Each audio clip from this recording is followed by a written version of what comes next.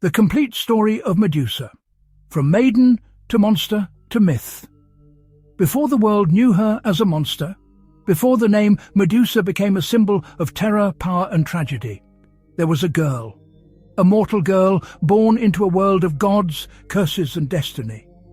Her story has been told and retold for thousands of years, in temples, scrolls and ancient poetry. But the real question remains, who was Medusa truly? The world before Medusa.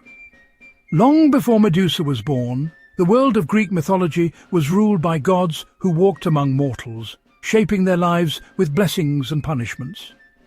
Mount Olympus stood as the seat of divine power, ruled by Zeus, lord of sky and thunder. In this world, beauty was not merely admired, it was feared. It could provoke envy from goddesses, desire from gods, and destruction for mortals.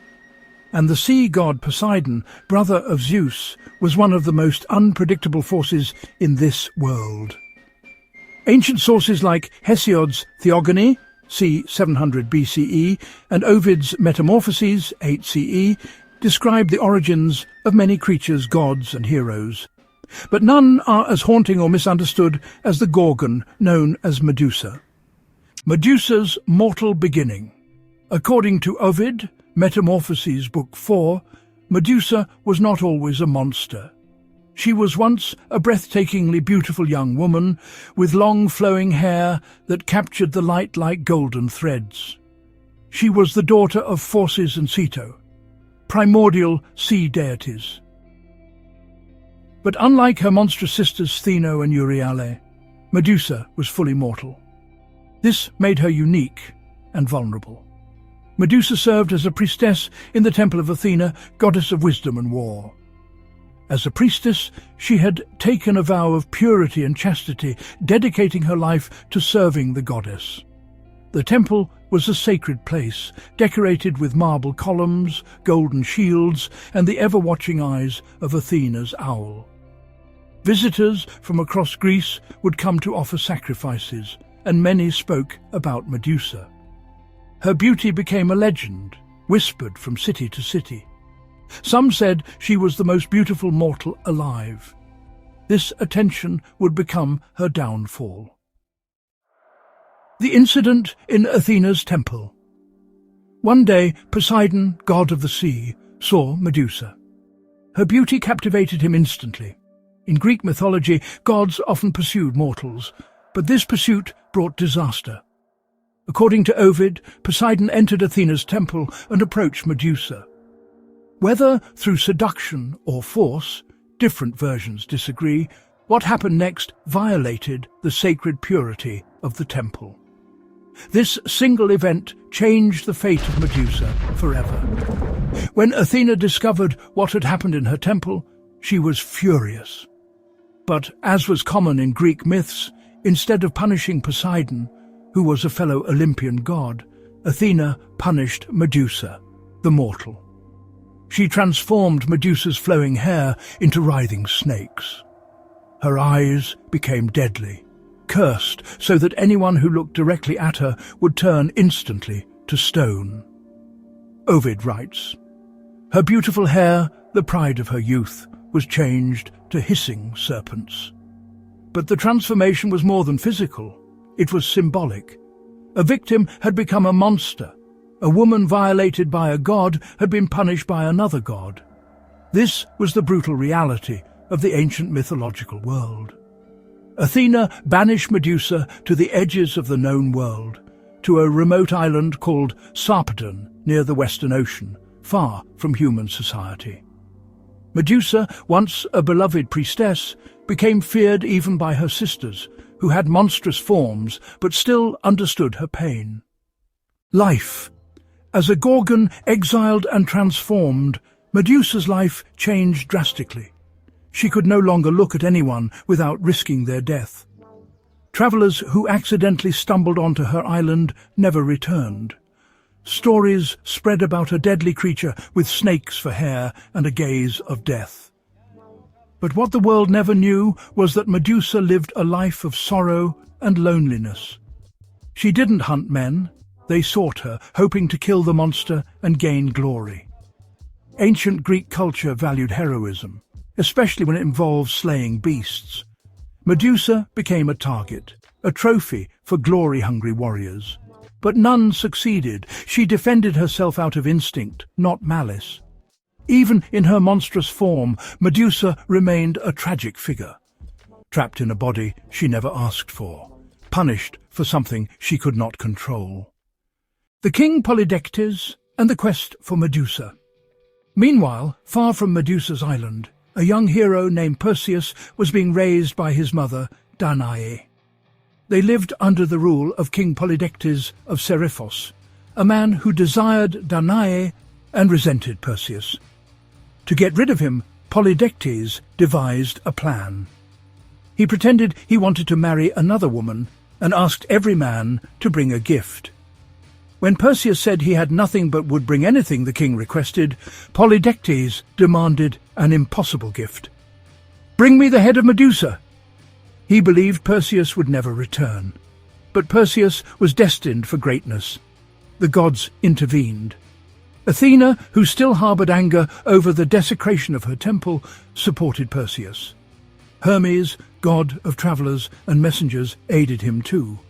They provided magical tools, a mirrored bronze shield from Athena, a sword sharper than any mortal blade from Hermes, winged sandals, the cabeces, a special bag to safely store Medusa's head, Hades' helm of invisibility, making its wearer unseen. The gods had decided Perseus would succeed. The journey to the Gorgons. Using the winged sandals, Perseus flew across oceans, deserts and mountains. He encountered the Grey, three sisters who shared a single eye and a single tooth between them. After taking their eye, Perseus forced them to reveal the location of the Gorgons. Their home lay at the ends of the earth, where night and day met, a place outside human civilization. As Perseus approached, he saw Medusa asleep, her snakes coiled around her like living vines. Her monstrous sisters guarded her, possessing incredible strength and immortality. Perseus knew he could not face them directly. Athena whispered to him, "Do not look at her. Use the shield." The death of Medusa. In a moment filled with both tension and sorrow, Perseus hovered silently above Medusa, looking only at her reflection in the mirrored shield. With a swift motion guided by the gods, he struck. Medusa's eyes opened for a second, not in rage, but confusion. Her head was severed in one stroke, but something extraordinary happened. Two beings emerged from Medusa's body: Pegasus, the winged horse, and Chrysaor, a giant with a golden sword. Ancient sources like Hesiod's Theogony confirm this miraculous birth. These were the children of Poseidon, conceived before her curse.